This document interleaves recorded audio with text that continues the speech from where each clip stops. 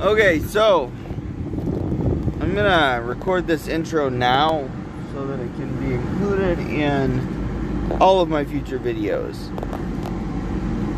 What I say, unless I am reading scripture or directly quoting a prophet,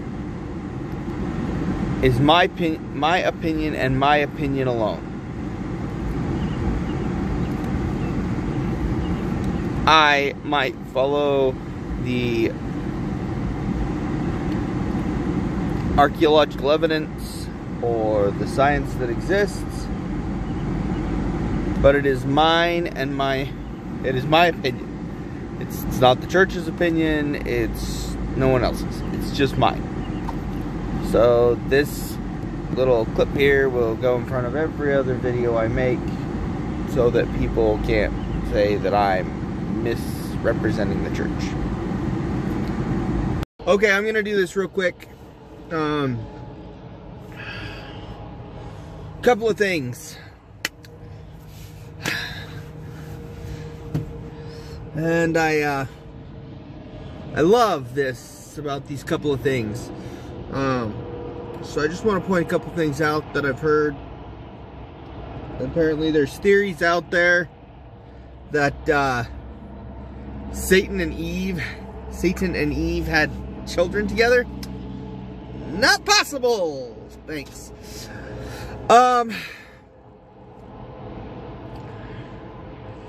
It never says that the men of the Old Testament before the flood, or even those after the Old Testament of the flood, were children of the devil. As a matter of fact, it says that it calls them sons of men and daughters of God. Right? But not even sons of men. It calls them sons of man. With a capital M. Not a lowercase m. A capital M. That means, guess what? Man is another name for God. So that means they are the sons of God and the daughters of God, and they're having kids together. Why? Because they're the children of Adam and Eve. Cool. So that's the first thing. Second thing. And yeah, while the evil, twisted spirits that fell from heaven are 1/3 of our brothers and sisters that followed Satan, may have taught these people how to genetically change and alter their children and create half human, half beast hybrids and other things like that. They weren't children of Satan. Okay. Next. I was recently watching a Is Genesis History video on YouTube, and he mentioned that they don't know where the spiritual part comes from. I'll tell you where it comes from. We are literal children of God.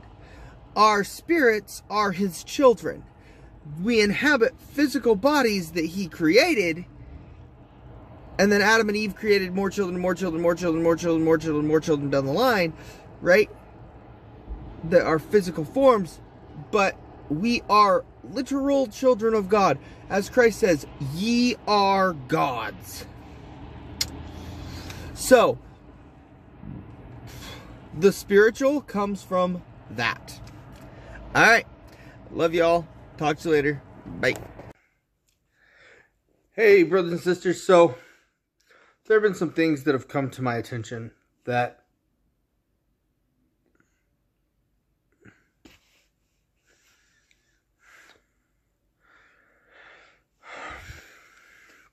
I desperately need to set right.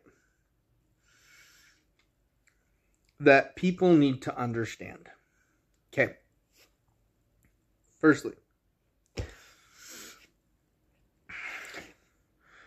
these things are being talked about in a movement that is basically designed by Satan to undermine the feelings and beliefs of members of the church. Pardon me. basically to tell them and teach them that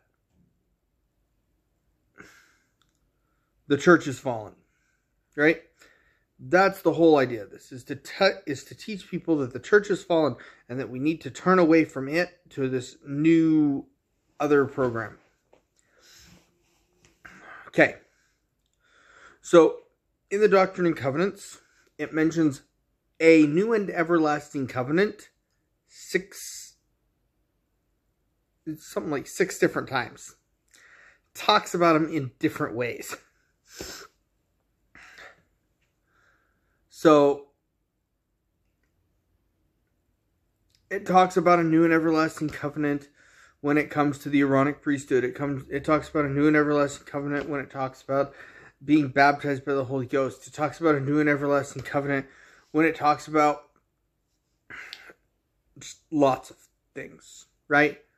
So,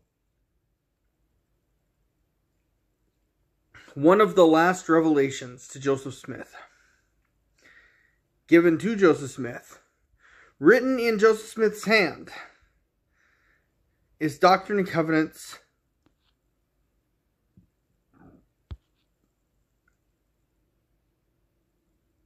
132, right? Which is the revelation of eternal marriage and polygamy.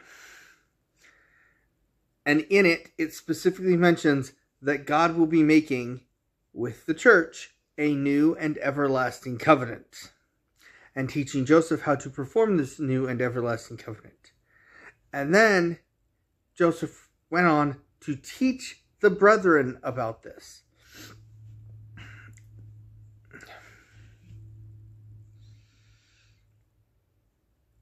Now, for all those that are haters, I'm going to read you all the little nuances that tell you all about this. And I'm going to put pictures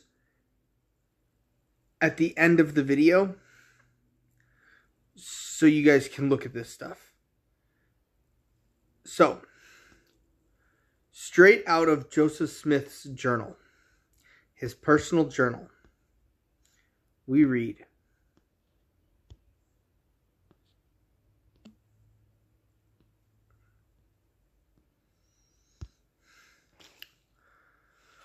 Wednesday, July 12th, received a revelation in the office, in presence of Hiram and W. Clayton.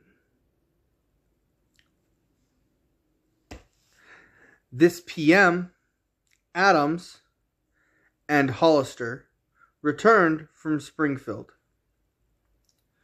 G.L. Wiley called for an interview. That is straight out of Joseph Smith's personal journal. Now, what date was that? July 12th, or the 12th of July, 1843, Wednesday. Wednesday, July 12th, 1843. What day was the revelation of eternal marriage supposedly received? July 12th, 1843. So, there's that. Now, if you look at all the paperwork of the written revelations up to 1842, right? They're all stored in 2 books. But then after that, his revelations start being written all over the place, on any scrap of paper he can find. And so with that, we go to the compiling of the revelations. And we find what? This revelation. And it reads,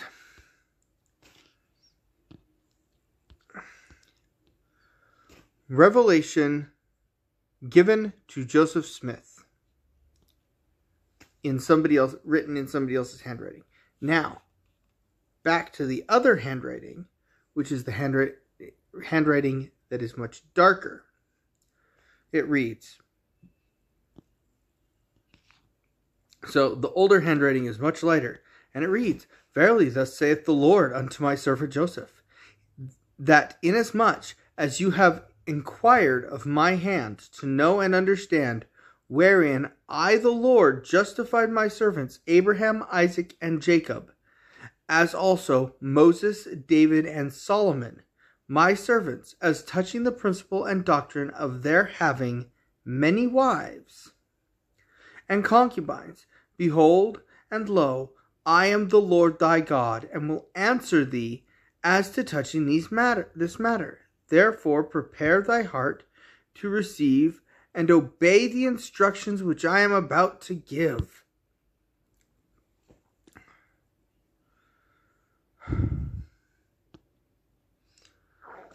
Unto you, for all those who have this law revealed unto them must obey the same.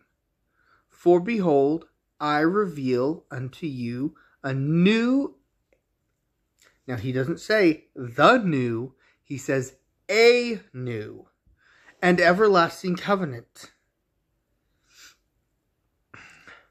And if ye abide not that covenant, then ye are damned, for no one can reject this covenant and be permitted to enter into my glory.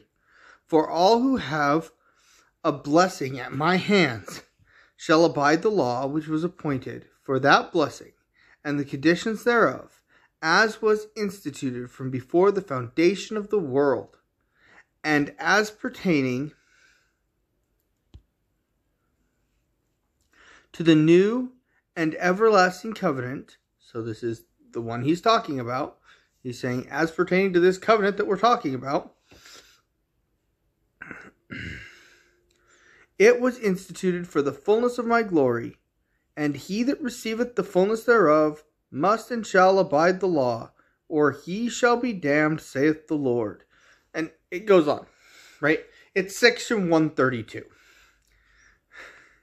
And it's in Joseph Smith's handwriting.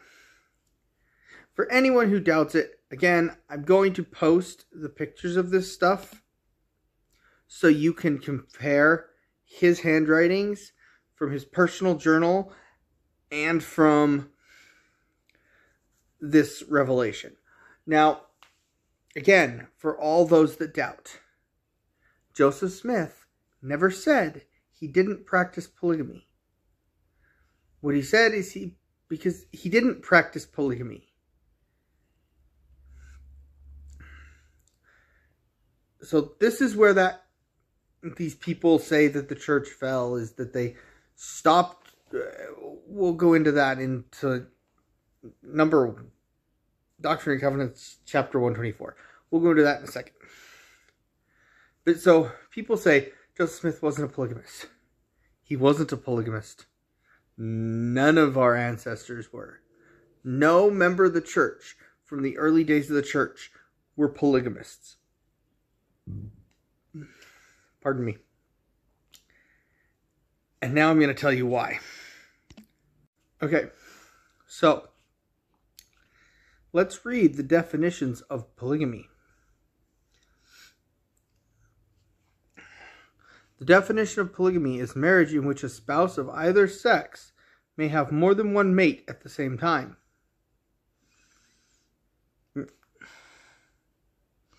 Mate. Doesn't say wife. Doesn't say multiple spouses. It says mate. Joseph Smith never had children with multiple wives. Let's look at a few other definitions. The word polyandry, right? The state or practice of having more than one husband. More than one husband. That's polyandry. What is more than one wife then? That word is polygyny. I've gone into this before. The church and the gospel practices polygyny. Or at least that's an eternal truth.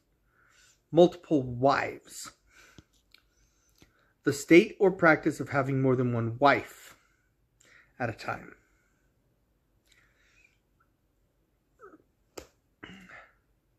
You can be monogamous and still be polygynous.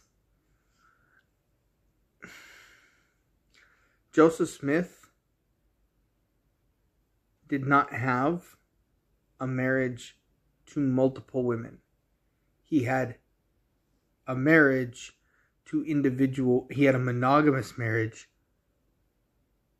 to several women.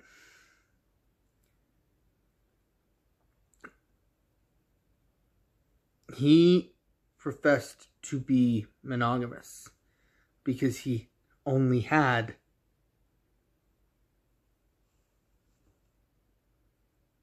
one wife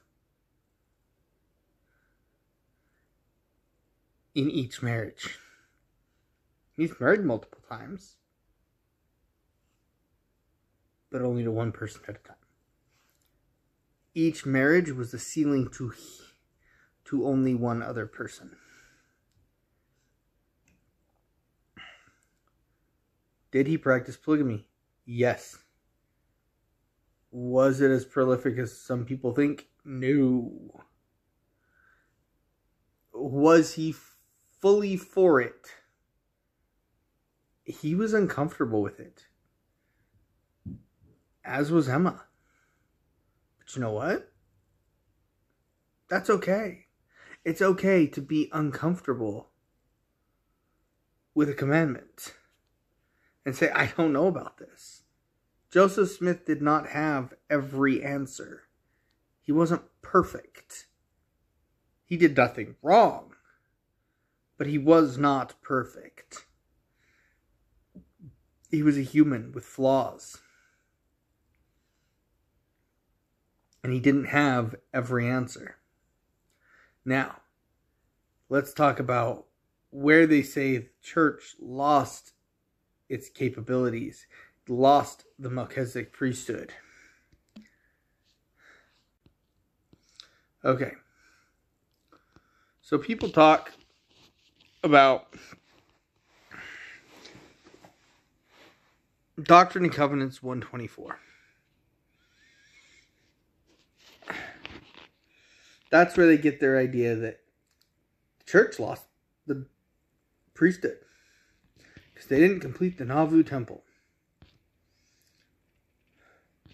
And then they read a few verses out of context. Those verses being, so we're in Doctrine and Covenants 124, and the verses they read are 28 through 32. So let's go ahead and, because I'm a stickler for context, shall we? Let's read from the very beginning. Verse 1. Oh yes, I'm very much a stickler for context. Let's not take that revelation out, those little snippets out of context. Verily thus saith the Lord unto you, my servant Joseph, I am well pleased with your offering and acknowledgments, which you have made for me, for unto this end have I raised you up, that I might show forth my wisdom through the weak things of the earth. Your prayers are acceptable before me, and in answer to them I say unto you, that you are now called immediately to make a solemn proclamation of my gospel, and of this stake, which I have planted to be a cornerstone of Zion, which shall be polished with the refinement which is after the similitude of a palace. So in other words, I've planted this little stake of Zion, and I will refine them. I will make them perfect. This proclamation shall be made to all the kings of the world, to all four corners thereof, to the honorable president-elect, and high-minded governors of the nation in which you live, and to all the nations of the earth scattered abroad. Let it be written in the spirit of meekness, and by the power of the Holy Ghost, which shall be in you at the time of writing of the same. For it shall be given you by the Holy Ghost to know my will concerning those kings and authorities, even what shall befall them in a time to come. So in other words, the Lord here, in these first couple verses, is saying, Joseph, You need to make a proclamation to the U.S. government and tell them to shape up.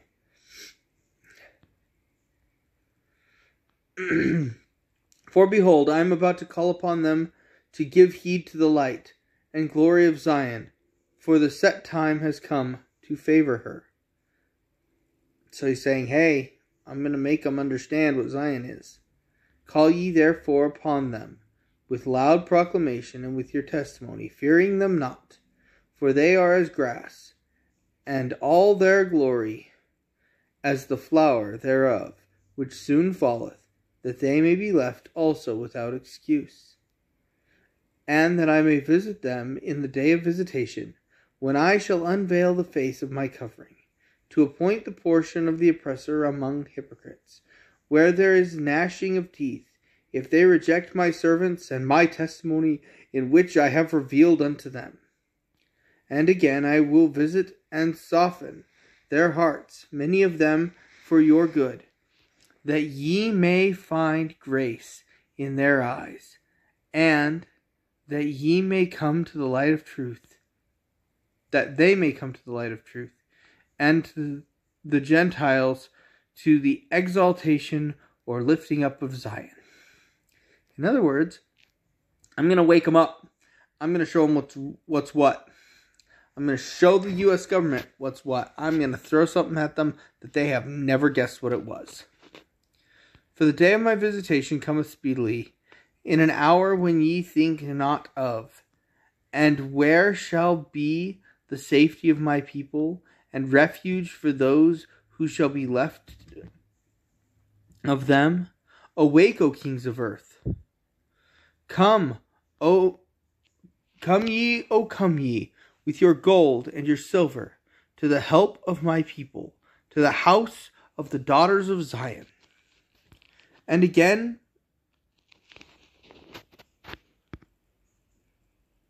sorry, my phone decided to have issues. And again, verily I say unto you, let my servant Robert B. Thompson help you to write this proclamation, for I am well pleased with him, and that he should be with you. Crap.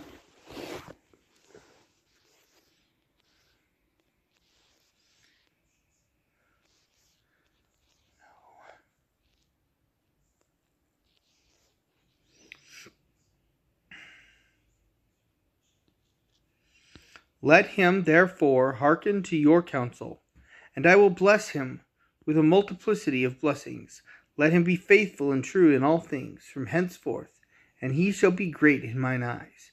But let him remember that his stewardship will I require at his hands. And again, verily I say unto you, blessed is my servant Hiram Smith, for I the Lord love him, because of the integrity of his hearts, and because he loveth that which is right before me, saith the Lord. Okay, so now we're going through verses where God's saying, I love these people. I love the church. I love the church that thou hast built. Again, let my servant John C. Bennett help you in your labor, in sending my word to the kings and people of the earth, and stand by you, even you, my servant Joseph Smith, in the hour of affliction, and his reward shall not fail if he receive counsel. And for his love he shall be great, for he shall be mine, if he do this, saith the Lord. I have seen the work which he hath done. I will accept if he continue, and will crown him with blessings of great glory.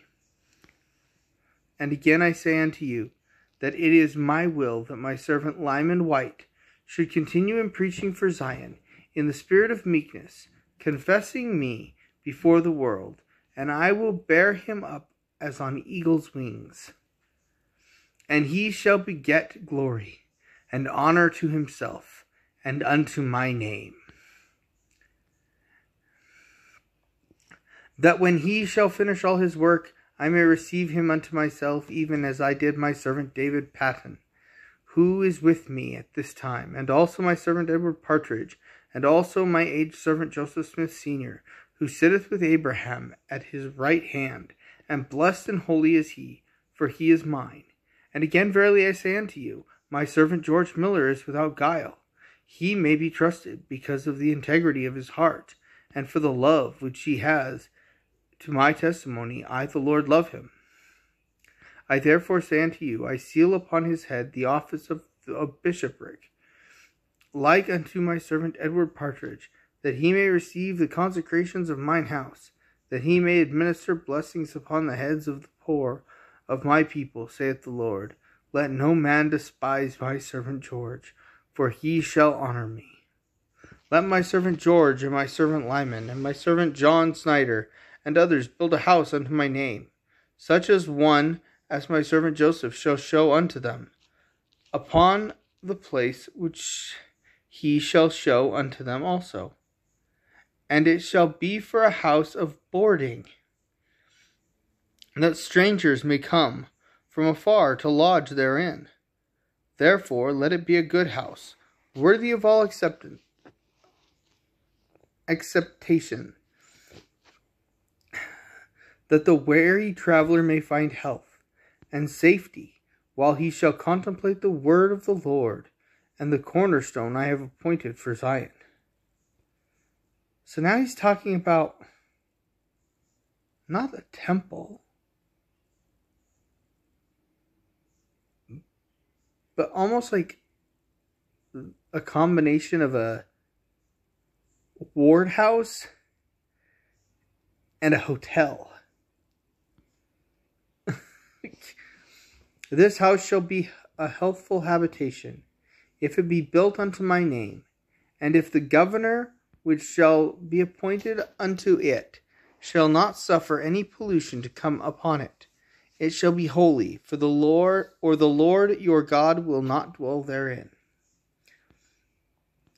And again, verily I say unto you, let all my saints come from afar, and send ye swift messengers, yea, choose messengers, and say unto them, come ye with all your gold, and your silver, and your precious stones, and with all your antiquities, and with all who have knowledge of antiquities, that will come, may come, and bring the box tree, and the fir tree, and the pine tree together, with all precious trees of the earth, and with iron, and with copper, with brass, and with zinc, and with all your precious things of the earth, and build a house to my name, for the Most High to dwell therein.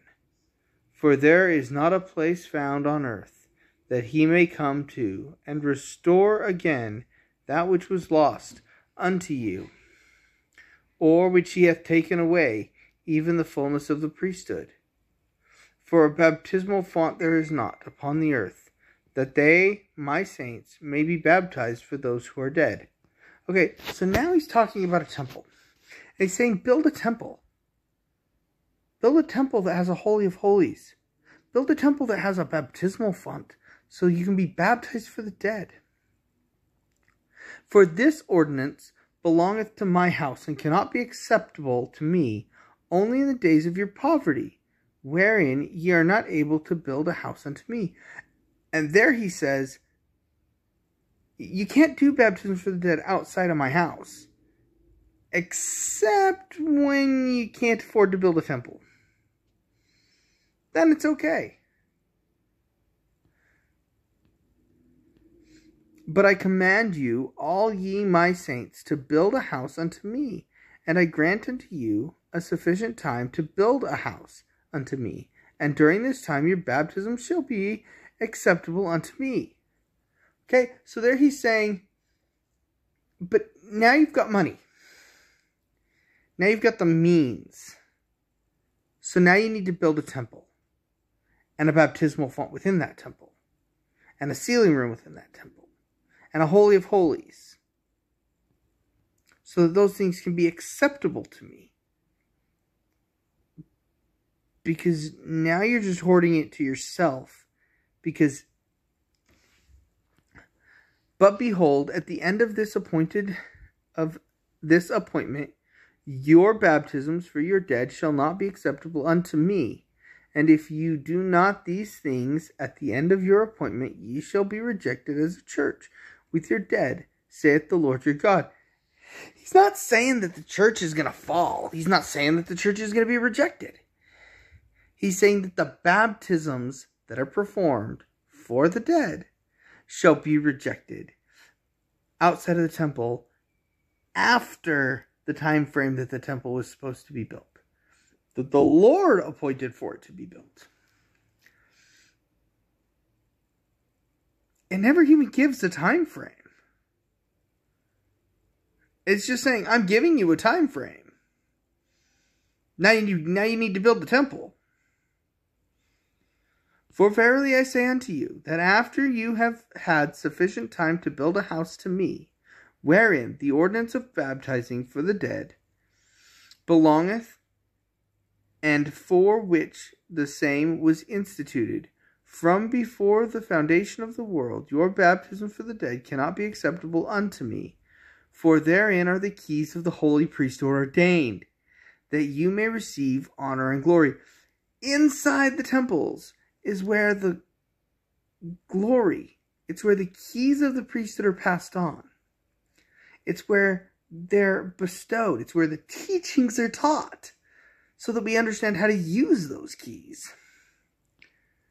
And after this time, your baptisms for the dead, by those who are scattered abroad, are not acceptable unto me, saith the Lord.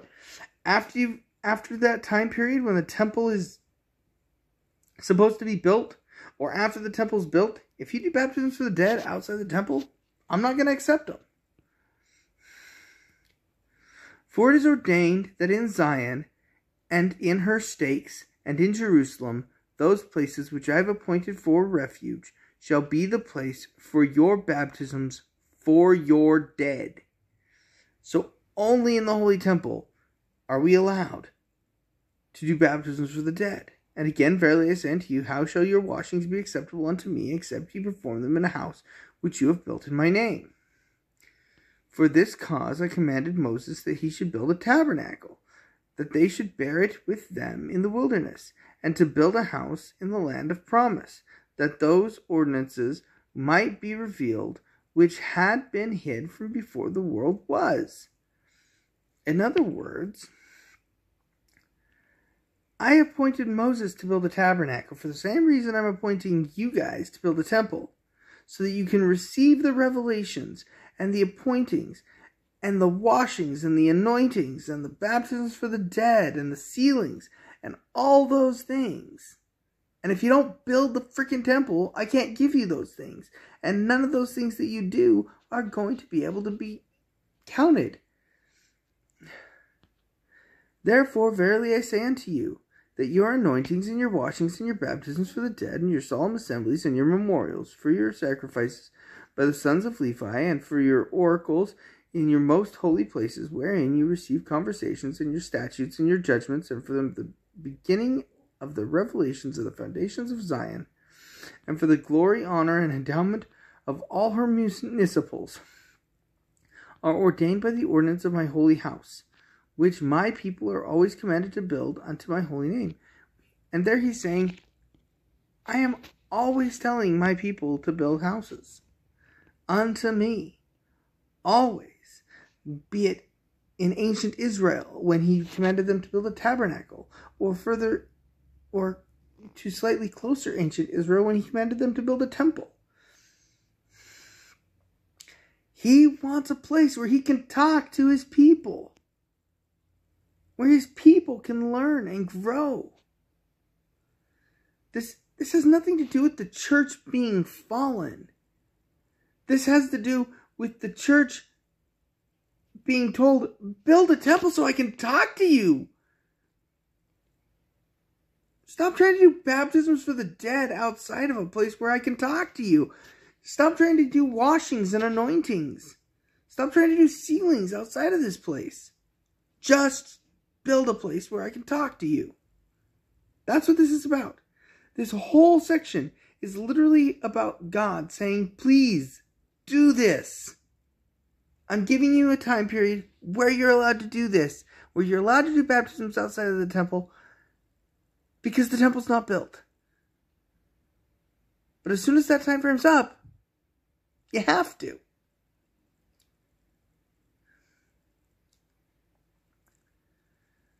For all those in this new movement, or those who are being seduced by this new movement, wake up.